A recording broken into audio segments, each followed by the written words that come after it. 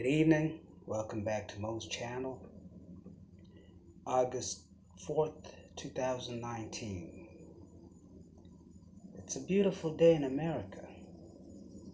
It's a beautiful day because 29 people are dead. Their crime being alive.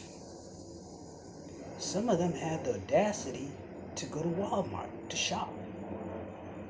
Going to Walmart is now a dangerous activity. Some of them were in a nightlife district, partying, having a good time. That's now a dangerous activity. Going to a movie is a dangerous activity.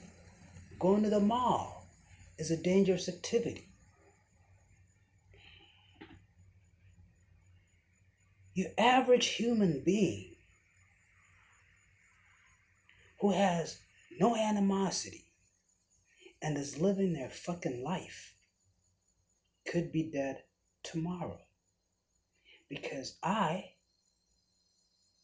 have some problem, and instead of resolving my problem, I'm gonna make you pay for it. I don't know you for shit, but you know what? Pop, pop, pop. Now you're dead.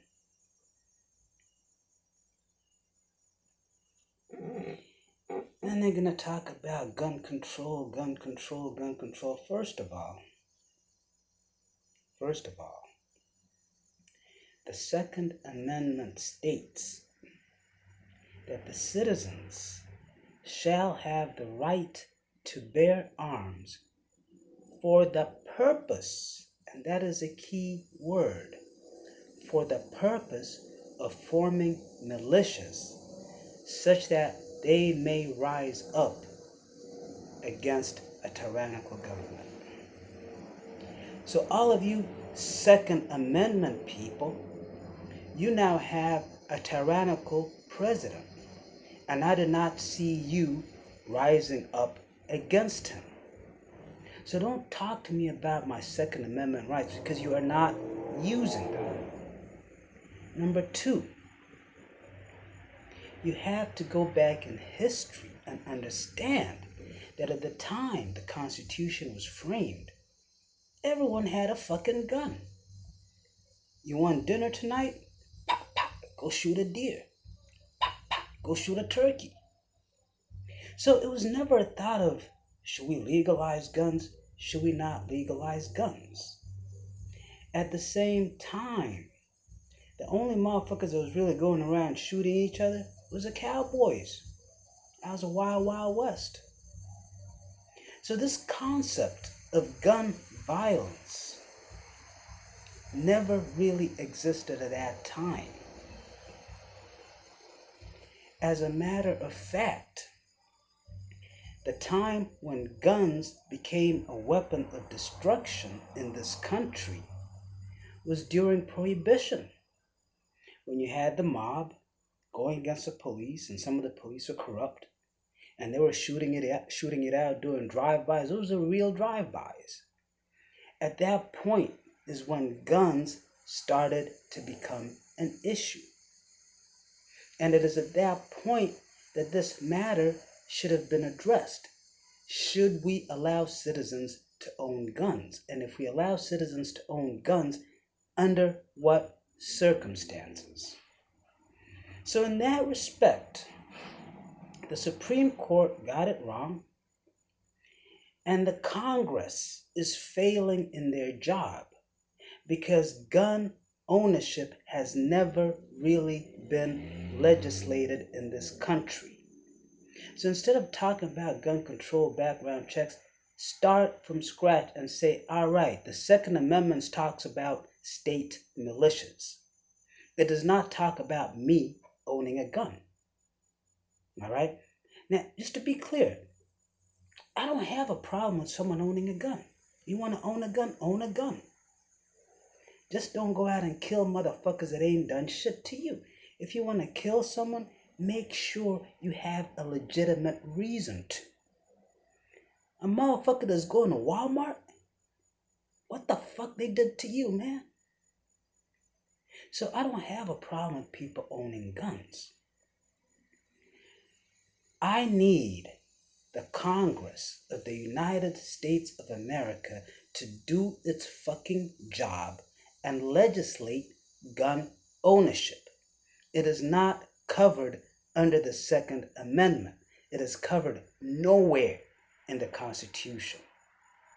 Fuck background, start from scratch and develop legislation. Fuck the NRA.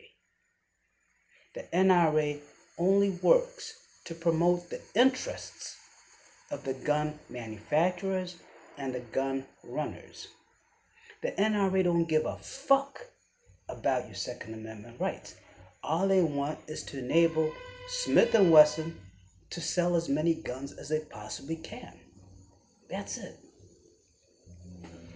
Having said that, a gun is not a problem. A bat is not a problem. A knife is not a problem. My fists are not a problem. But when I start hitting you, when I start stabbing you, when I start batting your fucking head off, when I start pop, pop, pop, shooting you, then it becomes a weapon. But it only becomes a weapon when I use it. If I don't use it, it's not a weapon. Now they talk about these high capacity magazines, they talk about these assault rifles. Hold up. Give me a 9mm Beretta. And put me in a spot where there's 20, 30 people. I got about 17, 19 in the magazine. I'm a Marine. I'm Force Recon. I trained with snipers. Trust me. I got 19 bullets in that magazine. Each of those bullets is going to go into 19 different heads right here. One shot, one kill. If you got a person that has a gun, that's a good marksman, it don't matter whether it's a automatic, semi-automatic, zero automatic. It don't matter if it's a rifle. One shot, one kill. So legislating high capacity magazines, assault rifles is not going to solve the problem. Legislating guns out is not going to solve the problem. Because there are many motherfuckers in the hood that got guns and they did not get them legally. So if people want guns, they will still get guns.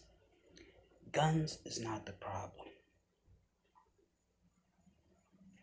The problem is society.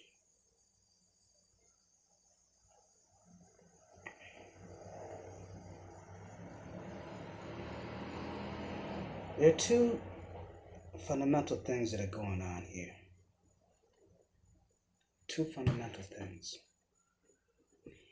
Number one, we're dealing with the re-emergence of white supremacy. Now, you got to go back, okay? Let's go back to the 60s when the Civil Rights Movement, King and his camp, the Nation of Islam, Black Panthers, SNCC, Student Nonviolence Committee, the Garveyites. You had all these black organizations fighting for justice. Some of them wanted to march and protest and hold up signs and we shall overcome. Others wanted to take guns, pop, pop, pop, go to war.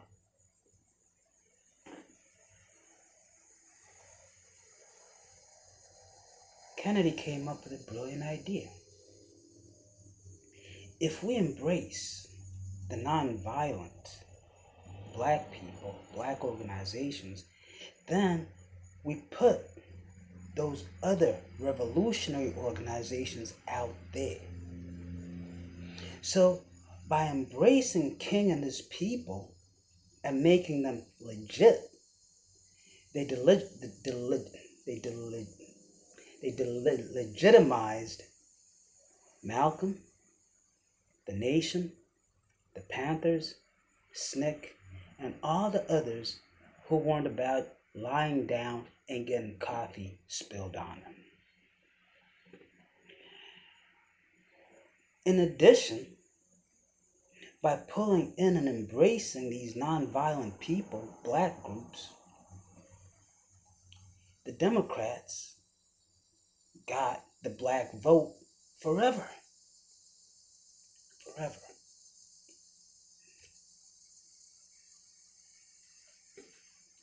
What happened as a result is that the Dixiecrats, the racist Southern Democrats, moved to the Republican Party.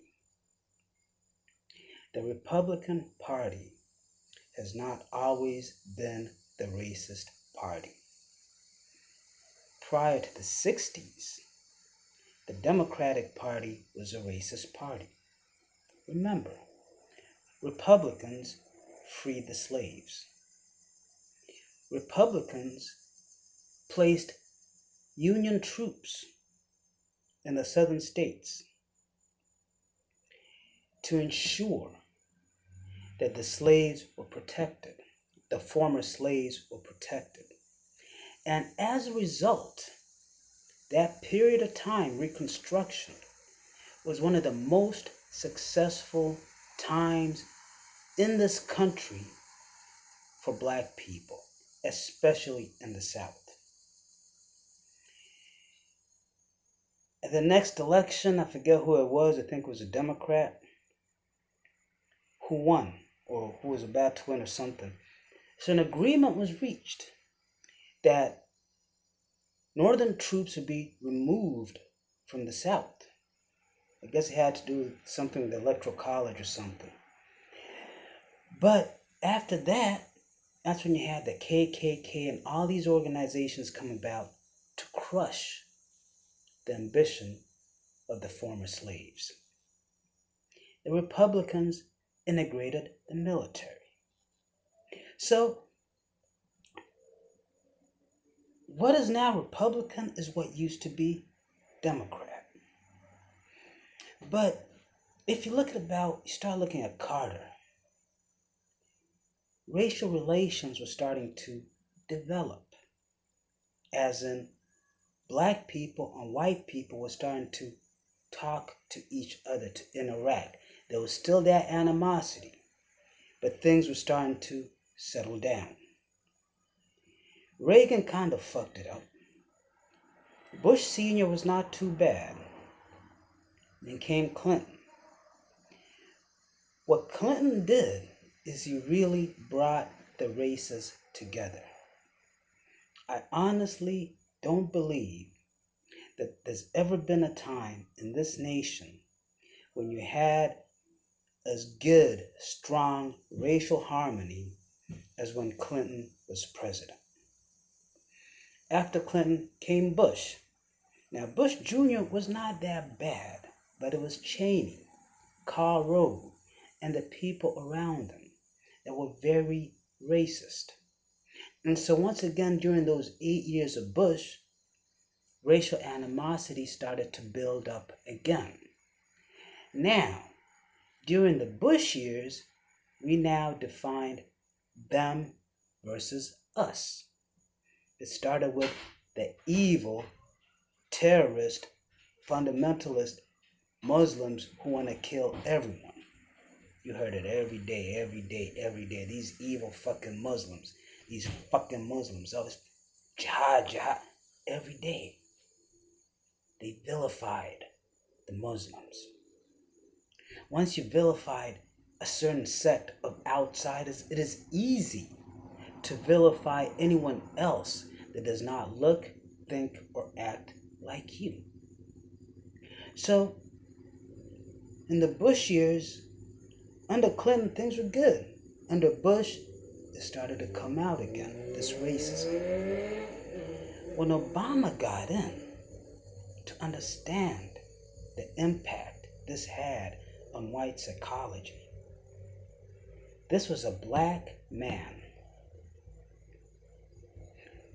We white people used to enslave these people. We used to control them. Now he's our fucking president?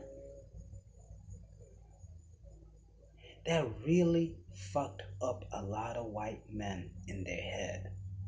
And as a result, you had the party of no, the Republicans. And from that point on, the Republicans have been stoking racism in this country. From that point on, Trump was a response to Obama. Not that Obama fucked up. That's a problem. He went in there, inherited a fucked up situation, and turned it around. White people didn't like that. So they wanted the most opposite of Obama they could get. And they brought in Trump. So we have two elements. We have the white supremacist element that's going around killing people. And then we have the other people that's going around killing people. I want to talk about both of them. I want to start off talking about the white supremacist element. Now, to understand white supremacy, to understand where it comes from, to understand its purpose, to understand its objective, you have to go back in history. Real history, not fabricated history. Because white people have fabricated history. So you have to go back to real history. When you go back in real history, you see the Chinese 4,000 or 5,000 years ago having dynasties, civilizations. You see the Africans, Abyssinians, Nubians, Malawians, Malians, Songhai, Timbuktu, Kemet. Civilizations that go back 10, 20, 30,000 years ago. You go to South America, the Aztecs, the Mayas, Cherokees, Seminoles. Civilizations that go back thousands of years. So, while everyone else in the world was civilized, white people, and they'll tell it to you. I'm not saying this, they'll tell it to you. They were living in caves, eating raw meat. They didn't know how to cook it. Running around, chasing after animals. They didn't have hunting tools. They were savages. While the rest of the world was civilized, white people were savages. Well, eventually, they learned how to sail around the world, thanks to the Moors. And when they went around the world, coming from their depraved, savage, barbaric conditions in Europe, because unlike the false stories they like to tell you about Europe was advanced and civilized, Europe did not become civilized until the mid-1800s. I'll say that again. Europeans, aka white people, did not become civilized until the mid-1800s. Prior to that, they were living like barbaric savages. Look it up. Don't take my word. Look it up. So, these savages go around the world and they see everyone is far more advanced than them. It sparked a deep insecurity in white people. It sparked a deep hatred for non-white people. See, at that time, Chinese, Africans, Native Americans, Indians of the subcontinent were interacting. White people were left out. They were left out. Rome was not this huge empire. Rome was a tiny little city-state. Greece was nothing. So when they saw this, it hurt them so bad. And instead of learning from the other people who were more advanced than them, they rewrote history. The Africans were savages until the white man came along. The Chinese were savages until the white man came along. The Native Americans were savages. The Indians were savages. Motherfucker, you were the savage. You were the barbarian. All these other races, all these other cultures were far more advanced than you. So, around mid 1500s, 1600s, white people started to rewrite history. They started to take credit for shit they never created. They started to take credit for all these scientific inventions which they never conjured. A lot of that was derived from the ancient Egyptian mystery system. They started claiming religions. Jesus was an Ethiopian. Yahweh was an Ethiopian. They started claiming them as their own. But that insecurity has dwelt so deeply in the soul of the white man. But he does not want to face it, and he does not want to acknowledge it. So, what do? They said, we're going to make ourselves the masters, and everyone else we're going to step on because of their insecurity. And that they did. They colonized the Africans, they enslaved the Africans, they slaughtered the Indians, they got the Chinese addicted to opium. All this shit. British East India Company. Evil. The Queen of England. Evil. Then they had the media.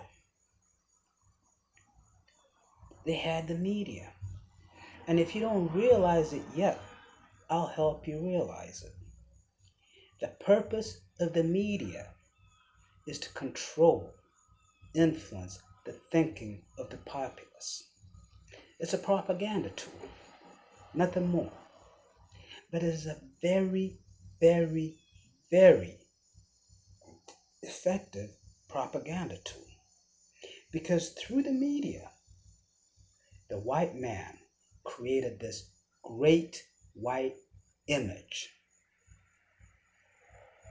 Through the media, the white man became the most desirable man on the planet. The white woman became the most desirable woman on the planet. Through the media, they sold their fabrications. Africans are savages. Look at them. They're in the jungle, riding in the back of zebras. Black people, they're lazy as shit. All they do is eat watermelon. Chinese, they dumb as shit. All they can do is eat with chopsticks. They created that through the media, and it stuck. Go on TV today. How many shows, what percentage of shows are white? What percentage? I'd say over 70. Go in the news stations. Who do you see as the anchors? White people. In the commercials, who do you see? White people. I'm shooting a movie in Atlanta, downtown, and I'm shooting the street, and you see white people. But go to downtown Atlanta and you tell me how many white people to black people comparatively do you see? So through the media, they created this massive image that was favorable to white people. At the same time, you had the governmental institutions, the financial institutions, and other institutions that favored white people over all other races. If I'm white and you're black, and we go apply for a job, and you're more qualified than me being a white man, I'll get the job. The justice system, everything was tuned to favor the white man. So, what starts to happen? You're born in a world that favors you. Lies have been told throughout history to favor you. And then all of a sudden, things start equalizing. Now, black people could go to college, black people could get a job, black people could buy a car, Chinese people, Mexican people, women. All of a sudden, the white man, who's always had things handed to him, has to earn his way. Just like every other person, the white man now has to earn his way. Look at the NBA. Look at the NFL. Look at MLB. Go back 20, 30 years ago. Those leagues were majority white. When they started letting black people in, when you had Jordans and Magics blowing shit out the water, when you had people like Randall Cunningham, Warren Moon excelling at the quarterback position, even though they were black and they were too dumb to play that position, all of a sudden it started opening doors. Now look at these leagues. They're majority black. The white men were pushed out because the white men could not compete. The same thing has been happening in other areas. So naturally, I'm used to having shit my way. I'm used to getting whatever I want without having to apply myself. Now I gotta compete. Now I can't compete because now I'm really not that good. There's a lot of frustration built up in white people right now, especially white men. A lot of frustration. And these are men who all their life, from the time they were a little child, all their life, they've been told they're better than others just because they're white. But now, the world changes. And now, they have to earn their own, just like everyone else. White men are frustrated as shit. You have the chief cracker, Donald Daffy Duck shit Trump, who has never earned anything. He is the epitome of white privilege. He's never had to earn anything in his fucking life. Ever. So naturally, he sells this to his fellow white men. And if you've ever dealt with a white man, you know they have this mentality of superiority. They can never be wrong. They can never humble themselves. They can never apologize because they're white and white is right. He sells that to them. But the reality is, these stupid shit Mexicans,